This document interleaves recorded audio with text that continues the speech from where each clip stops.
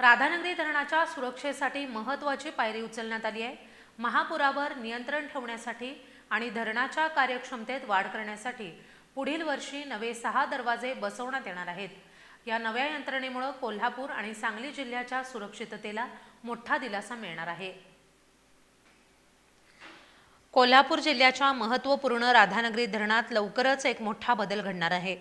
दरवर्षी येणाऱ्या महापुराच्या पार्श्वभूमीवर आणि जलव्यवस्थापन सुधारण्यासाठी पुढील वर्षी या धरणाला नव्या 6 दरवाजांची जोड मिळणार आहे। धरणाला बसवण्यात येणारे हे दरवाजे अत्याधुनिक तंत्रज्ञानावर आधारित असणार आहेत। यात 3 दरवाजे हायड्रोलिक हॉइस्ट टेक्नॉलॉजीवर तर उर्वरित 3 दरवाजे वक्राकार रेडियल स्वरूपाचे असतील। हे सर्व 6 दरवाजे मुख्य भिंतीला जोडले जाणार असून त्याचं डिझाईन सध्या पूर्ण झाले। हे डिझाईन पुढील आठवड्यात राज्य शासनाच्या तांत्रिक समितीकडे सादर करण्यात येणार आहे।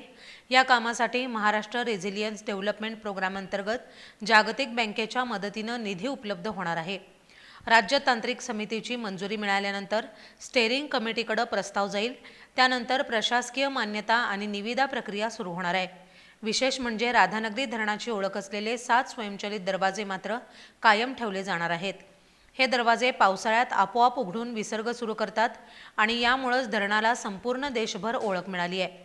2019 साली या धरणातून तब्बल 17,500 क्युसेक पाण्याचा विक्रमी विसर्ग करण्यात आला होता। त्यामुळे धरणाची क्षमता आणि नियोजन या नवीन योजनेद्वारे आणखी बळकट होणार आहे।